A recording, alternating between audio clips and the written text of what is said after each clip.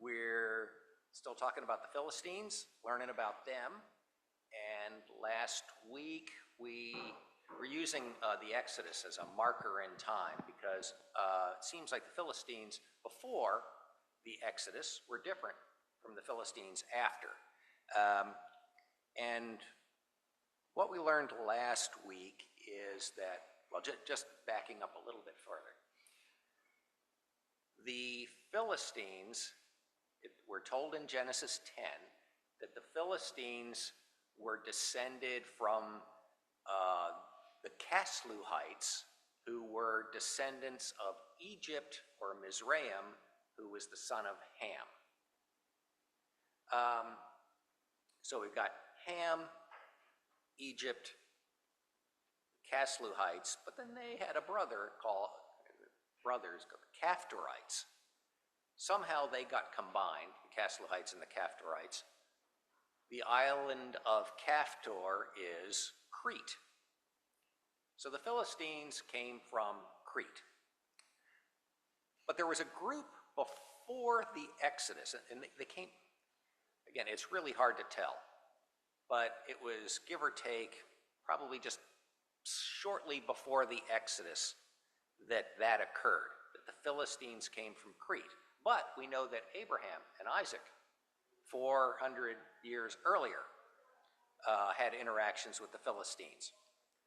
They were actually probably a group of people called the Avites, who were themselves people who had moved from the area of Jordan. So the Avites were there, and then the Caphtorites came from Crete for probably a couple of reasons,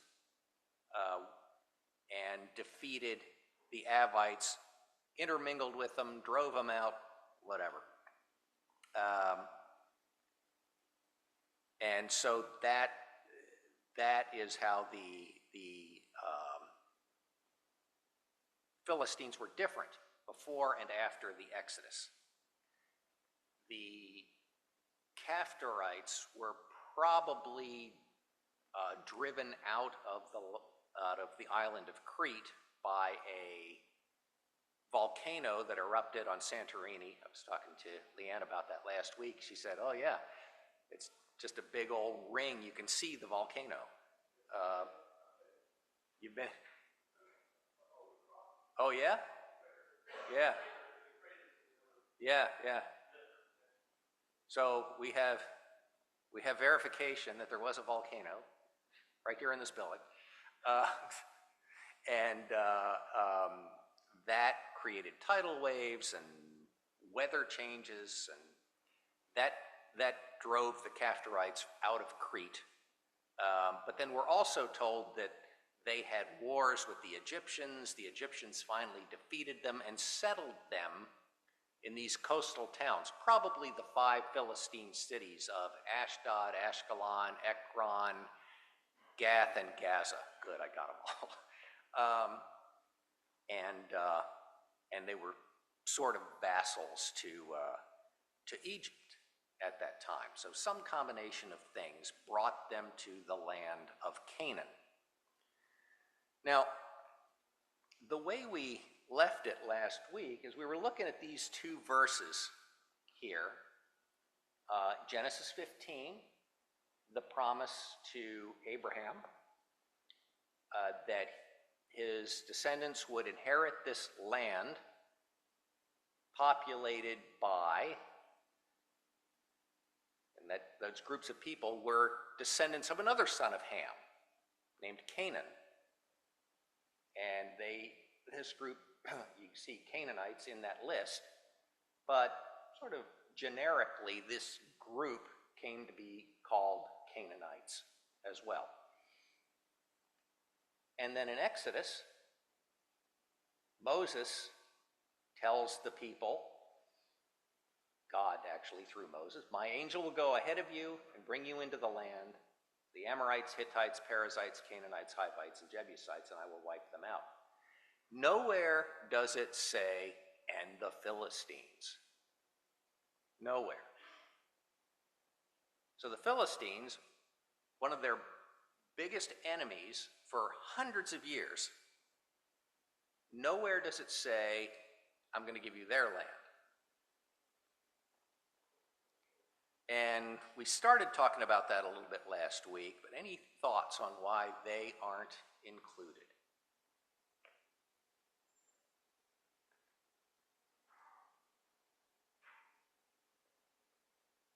Anybody ever noticed that before? Well, maybe part of the answer anyway, is given here in Joshua 13. Could somebody read that?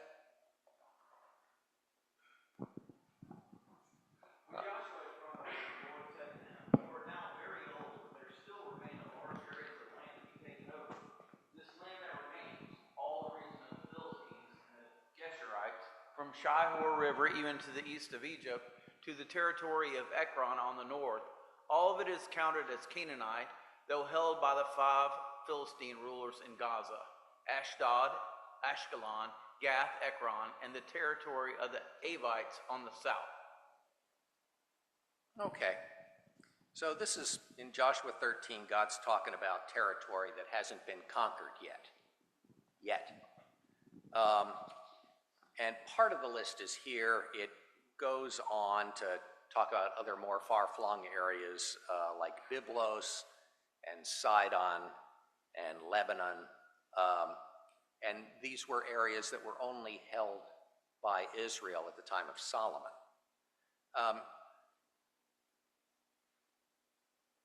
But, so the Philistines aren't included in that list to be conquered that Moses gives multiple times.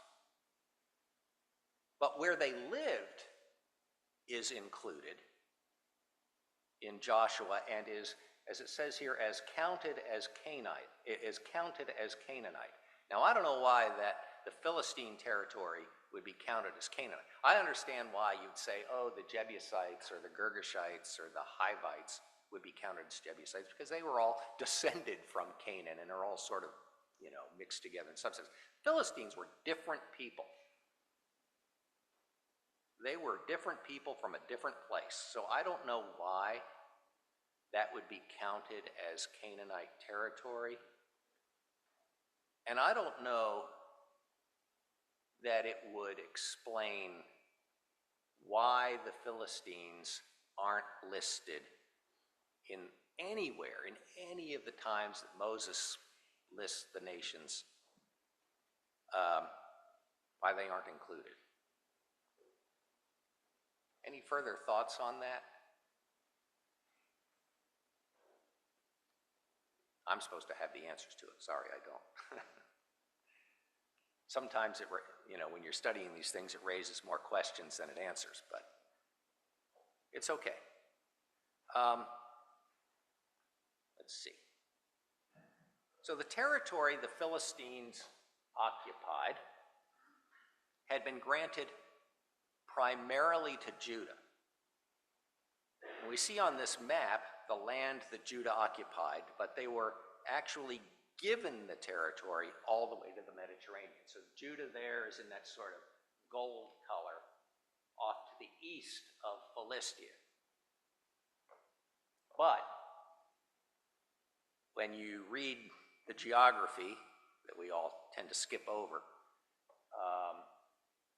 that the Philistine land was actually granted to the tribe of Judah, or a lot of it was. But the Philistines also occupied the territory, some of the territory anyway, given to Dan. And on this map you see Ekron. Let's see, can we see Ekron?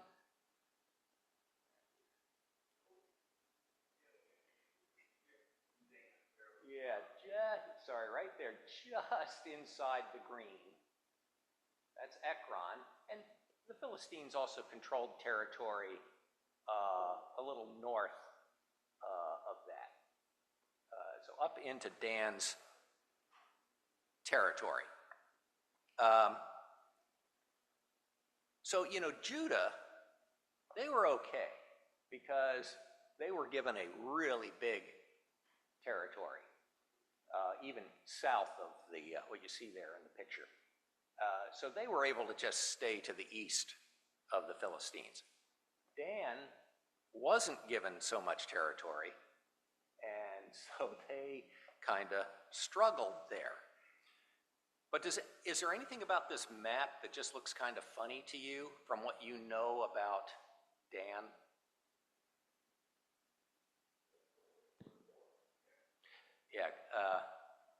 Yeah, normally it's up north.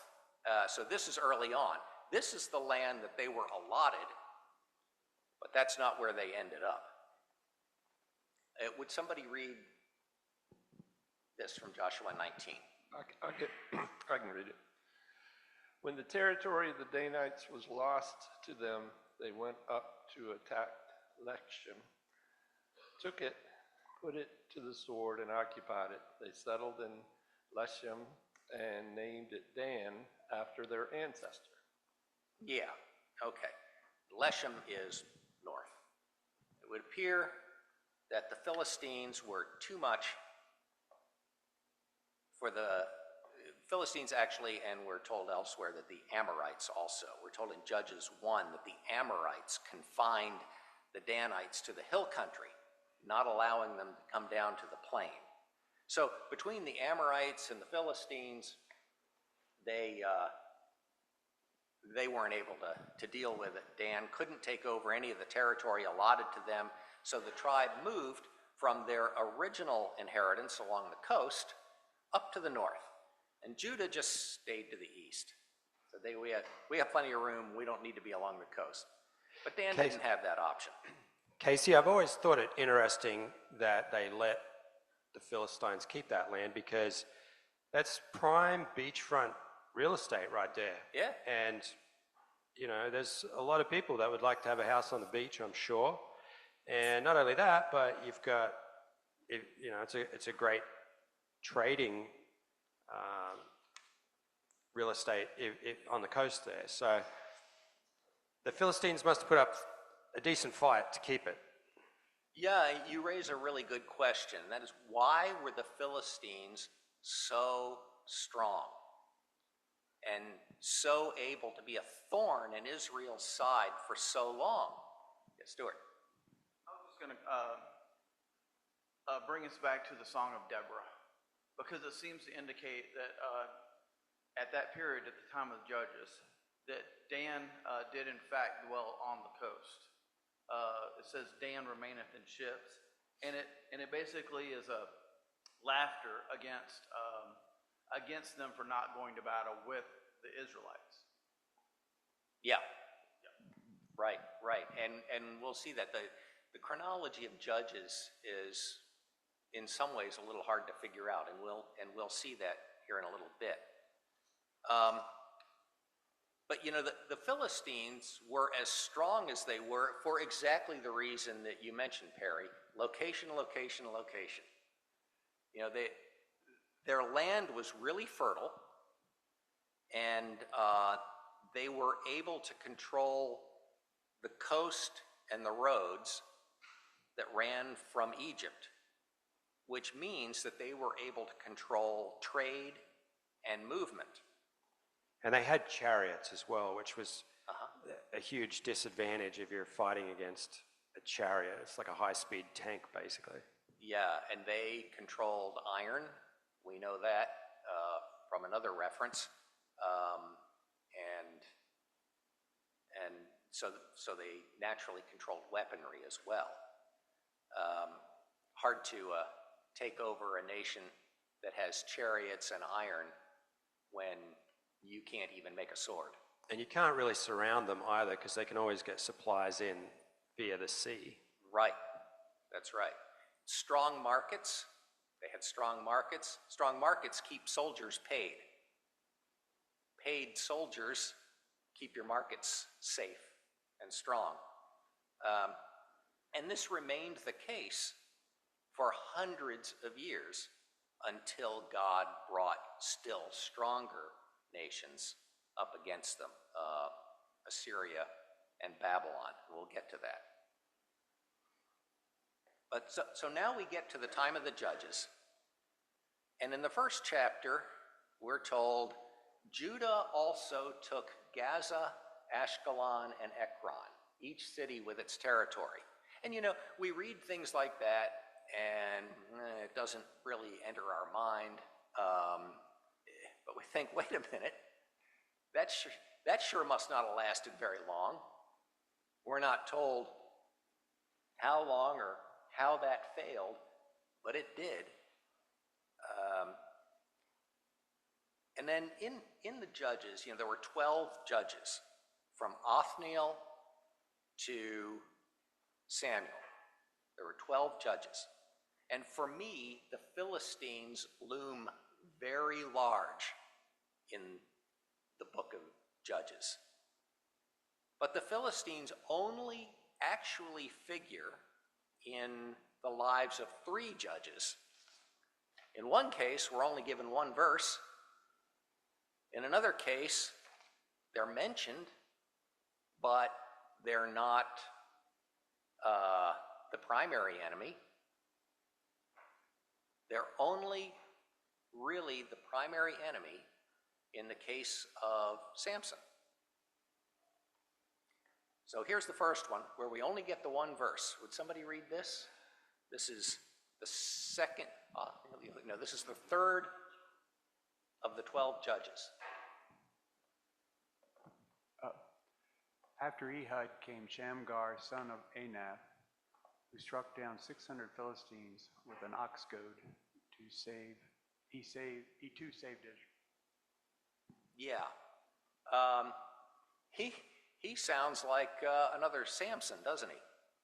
That's all we're told about him. That's the one verse we get about Shamgar. He struck down 600 Philistines with apparently ox goads were the next best thing to iron, because nobody had swords. So that's the one and only verse about Shamgar and the Philistines. Then, about, 150 years later, and 5 judges later, we come to Jephthah. And could somebody read this? This is the background to his story.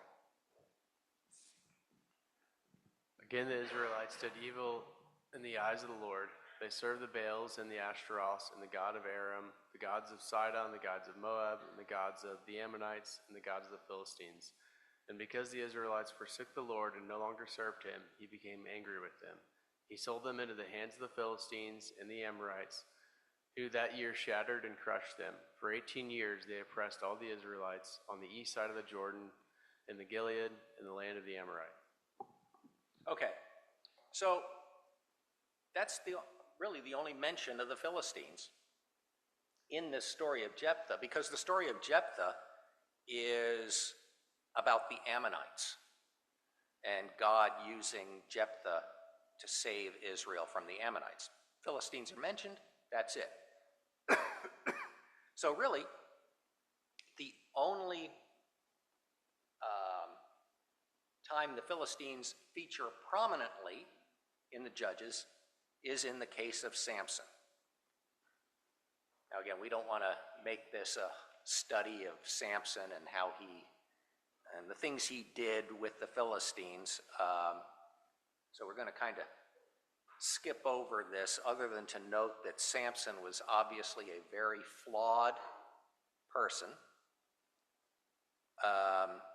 but he was also, according to Hebrews 11, a faithful person. He was, Stuart, from the tribe of Dan.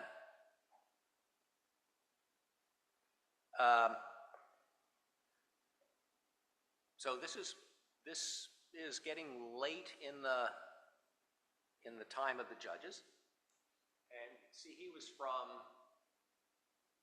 Zorah and Eshtaol, those two just inside Dan territory, old Dan territory, late in the time of the time of the Judges.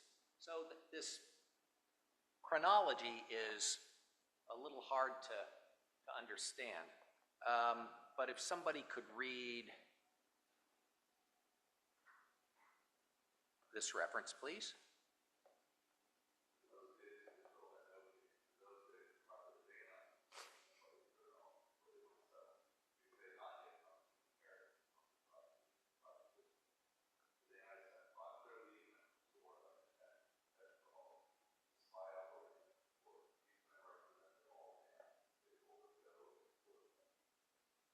Yeah, so this actually is the next chapter after the story of Samson. This is the next chapter.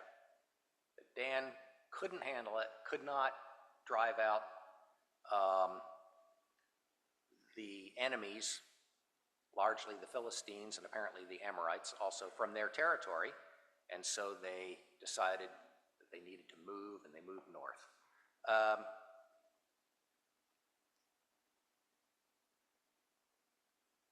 I find this reference, though we're not talking about Samson, but just as we're here in this area, and we're talking about Samson a little bit, but more specifically the Philistines, this reference really interests me, and I'd appreciate any thoughts on this. Judges 14, verses 3 and 4. Could somebody read this?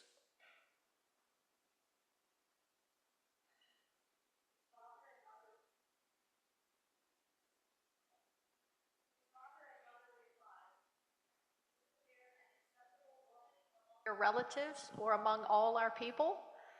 Must you go to the uncircumcised Philistines to get a wife?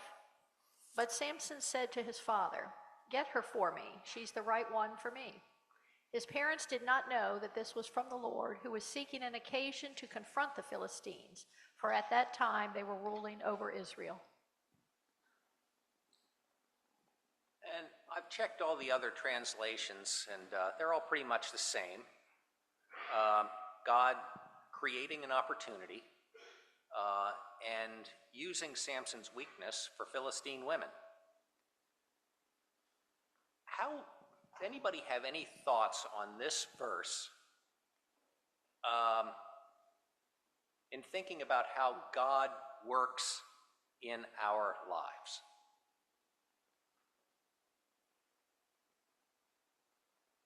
That's a tricky one. Yeah. Stuart. I can maybe reverberate some of the thoughts from our Wednesday night class that we go to Mountain Grove on. The brother there, Brother Zach Vest, gave his topic this last week actually concerned this exactly, oddly enough. And his thought, and I hate to summarize someone else's thoughts, but generally, the best I could tell, was that in this particular occasion, God was still with Samson and gave him this power, and the power that he had. And so he questioned how in the world, after this episode, was he able to catch, was it 500 foxes? Maybe it was 200, I don't remember. But it was supernatural, and that he was able to do it, whatever it was, to burn down all their crops and all their fields, and et cetera, et cetera. And then he brought up later in his thought how that he picked up the gates of Gaza and carried them to Hebron, which was approximately 60 miles away. And they probably weighed 3,000 pounds. And at that time, I actually made a comment concerning Brother Perry's observation about Hebron, because it's basically the gateway to the city of the king. And how, if this man was an absolutely faithless man and just consumed by his weaknesses, would he pick up the gates of the city of his enemies and carry them to the gateway of the great king? So possibly, in my opinion, it was because he really was a man of faith, although he did stumble, apparently, with Bathsheba. But that's just a throw that out there. Delilah. Yeah. In fact, this wasn't even Delilah, was it? This was it. The other one. Yeah. Any other thoughts on that? And what are the odds, Stuart? You said oddly enough that that he was talking about this very subject. Yeah. What are the odds? Any other thoughts on this?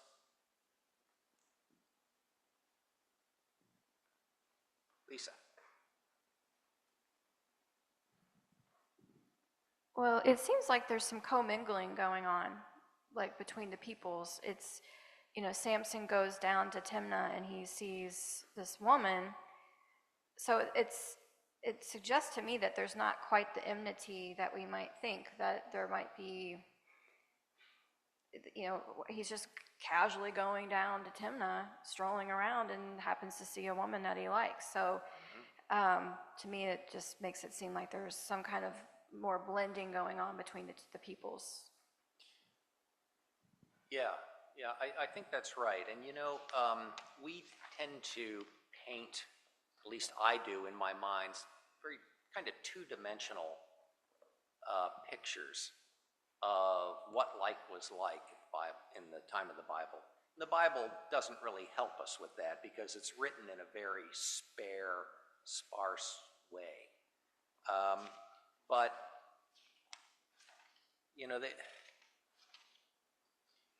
the Philistines weren't two-dimensional cartoon characters, and I would imagine the relationship between the Philistines and the Israelites wasn't as black and white as it's painted in the Bible. And everybody was a real person with real full lives, just like we have. And that's really true of every historical person that we read about in the Bible. And we do ourselves and them a disservice when we oversimplify them. You think about the Philistines, they're this group of people who were traumatized by upheaval themselves. Through this volcano, being driven out of Crete, really having to leave, and then defeats by the Egyptians. And so they would have been defensive of their new home. Hey, we have this great place, and we are going to defend this with our lives. And they themselves were dealing with these Hebrew interlopers. That's how the Hebrews would have been viewed by everybody coming in, or by everybody who was already there. But at the same time, I think that intermingling makes perfect sense at times and in places, not all the time. So, yeah, thanks for that.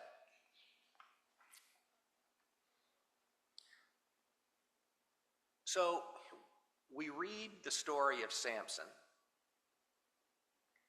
and I think we would get the impression, especially at the end, when everybody who was anybody was killed in the stadium, right? We'd kind of have the impression that the Philistines would have really been on their back heels at that point. But they weren't, again, they weren't weakened enough for Israel to just go in and wipe them out.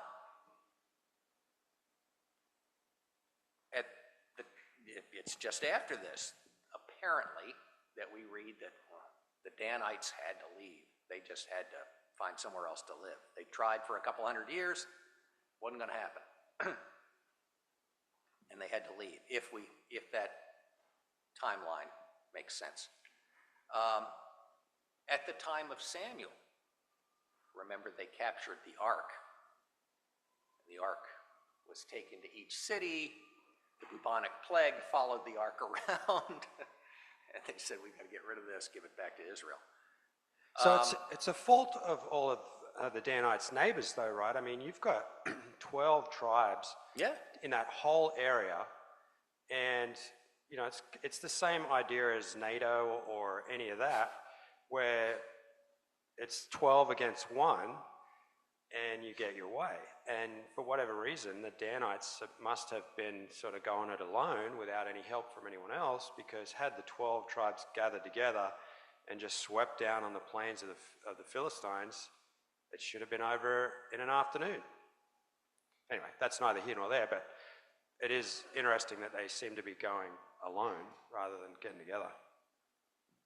Yeah, it does seem that way, I agree. You'd think the tribe of Judah would have joined up with them, at the very least. But we don't get any particular indication of that. Yeah. So we have Samuel. The ark is captured by the Philistines at the time of Samuel. Then we have Saul and Jonathan. They fought the Philistines constantly, and both of them, in fact, died at the hand of the Philistines. The Philistines feature very heavily in the story of David. From Goliath to the dark period when David flees from Saul, takes, of all things, takes Goliath's sword to Gath, where Goliath was from, and that was one time, is driven away, had to act crazy. But then he goes back again, and to King Achish in Ziklag, or King Achish in Gath, and he becomes Achish's a general under Achish, and is given the town of Ziklag to live in. And then there are just there's battle after battle after battle after battle between Israel and David and the Philistines. Excuse me. And archaeology supports this. An inscription found in Ekron refers to King Ikausu, Ikausu, which means Achaean or Greek. It means Greek. So we have this Philistine king whose name means Greek. This is also the name Achish. Ikausu apparently is the name Achish, who was king of Gath that David interacted with. And we're told this, if somebody could read 2 Samuel 8.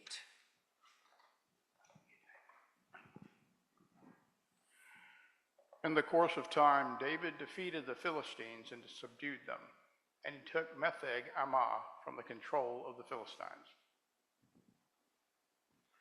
And that town, Metheg-Ammah, is probably Gath, because there's a parallel account in 1 Chronicles where it's called Gath. So, apparently. But this was not a resounding defeat in any way. And we'll get a sense for that as we look at 2 Samuel 21. If the next reader could just read each of these verses that come up in sequence, starting with verse 15. Once again, there was a battle between the Philistines and Israel. And 18. In the course of time, there was another battle with the Philistines and Gath. And 19. In another battle with the Philistines at Gath. And 20. In still another battle which took place at Gath. Yeah, so over and over and over and over again. And this is David. Anybody's going to defeat the Philistines, it's going to be David. He doesn't do it. But there's another story about the Philistines that is interwoven with this one that we see here.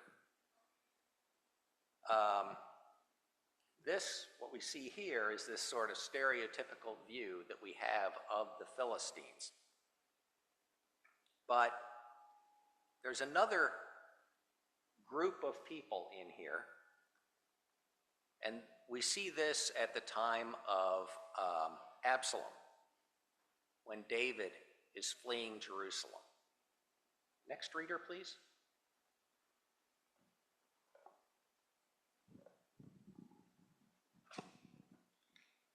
So the king set out with all the people following him, and they halted at the edge of the city. All his men marched past him, along with all the Cherethites and Pelethites And all the 600 Gittites who had accompanied him from Gath marched before the king. And this gets to us not making the Philistines two-dimensional. Who are the Gittites?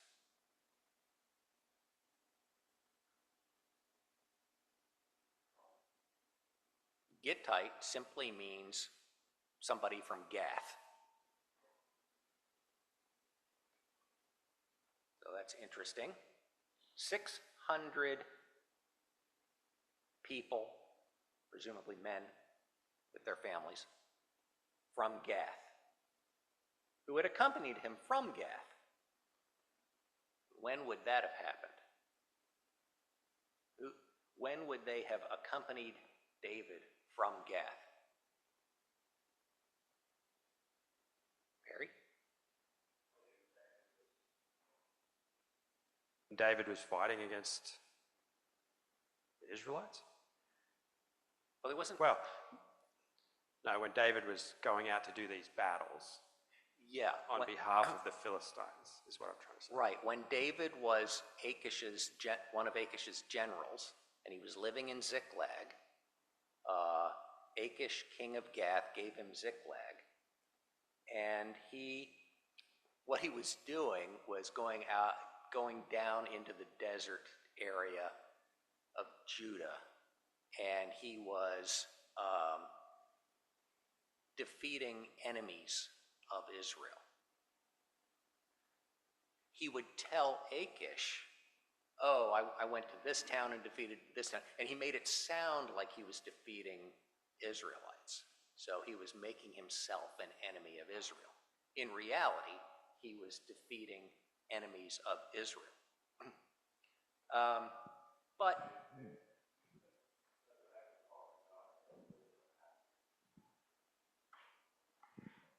That chapter actually is talking about when he's fleeing from Absalom. right, exactly, yeah. But the question was, well, where did these Gittites who left Jerusalem with him, where did they come from and when? So these 600 Gittites were a couple of decades later now, after his time in Ziklag and with Achish, that dark period. He must have shined enough of a light for them to say, you know, we want to be with him. We believe in David. Presumably, we believe in David's God. So we're going to go with him. And here, a couple of decades later, he's got 600 Gittites who are leaving Jerusalem with him, fleeing from Absalom, but who had come to live with David all those years earlier when he had been with Achish. Casey, it's interesting. I mean, in the rest of that whole passage, David is actually encouraging the Gittites to go back because they're actually coming with him as they're fleeing. And he says, why should you basically suffer this hardship with us? And then the king of the Gittites says, as the Lord lives and as my lord the king lives, wherever my lord the king shall be, whether for death or for life, there also will be your servant be. So, and then they pass on, the Gittites, with all their men and little ones with him. So they definitely seem to have become very close to David and willing to suffer with him as he's fleeing Absalom. Yeah, and you were reading from 2 Samuel 15 there? Yeah, and were you referring to Ittai? Okay, yeah.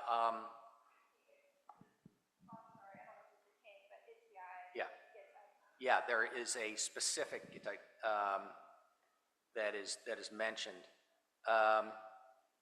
Ittai, and he says that why should you come along with us? David says to him, why should you come along with us? And he says, I'm staying with you. Yeah. Yeah. Yeah.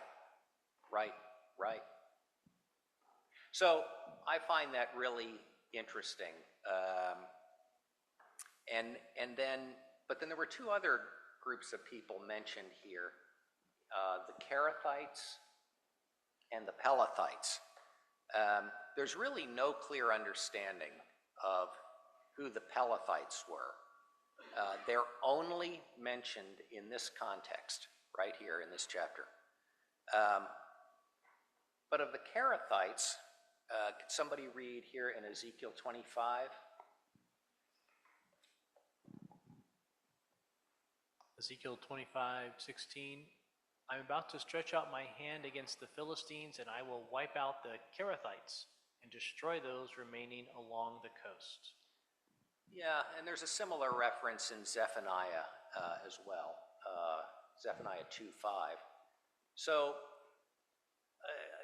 Cherith must have been a town, and a Philistine town. So there was some group of them that came to be with the David. Yeah. Casey, I seem to remember that certainly the Cherethites, maybe the Pelethites as well, may have been like traveling mercenaries. Oh, yeah? Yeah, that would hire an army kind of person. Mm-hmm. So I had heard that before in some history. For whatever reason, they, along with the 600 Gittites, were with David in Jerusalem.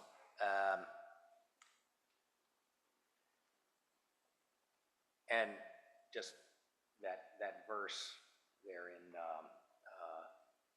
verse 19 that Lisa was mentioning, Ittai the Gittite, David says, "Why should you come along with us? Go back and stay with King Absalom. You are a foreigner and exile from your homeland." And Ittai says, "No, I'm staying with you." And in fact, Ittai was one of David's generals. 2 Samuel 18. As David sent out his troops, a third under the command of Joab, a third under Joab's brother Abishai, son of Zeruiah, and a third under Ittai the Gittite. So they were all brothers in arms anyway.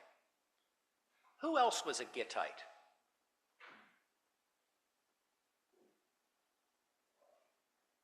Who?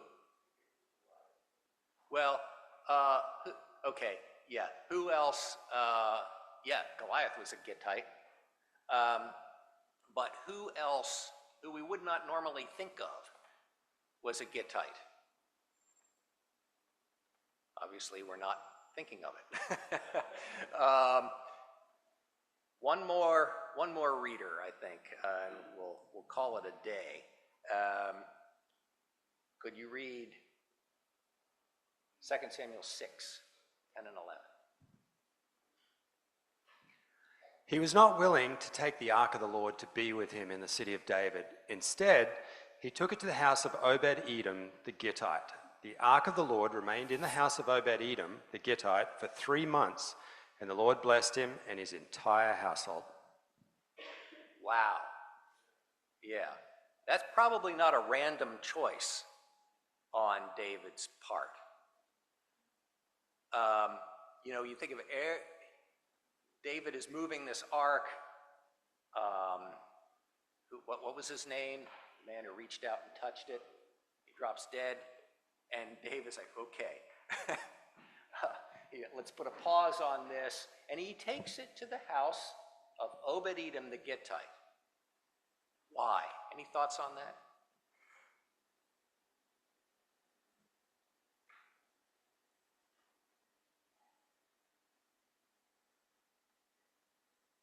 I think Obed-Edom would have been one of those 600 that accompanied him from Gath. But why would you take the ark of the Lord to a Philistine's house? Brad.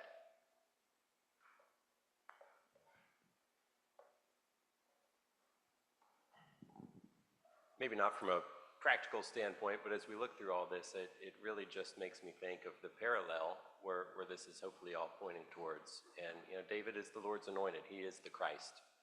And, I see in a lot of what we're looking at here is Jesus was just the same, rejected by Israel. I think Israel seeking Absalom was give us Barabbas type of a spirit, as the Christ was rejected. And I think a lot of this blessing upon certain Gentiles shows just that in the rejection of the Lord's anointed, the Lord also blesses the Gentiles in their support of him.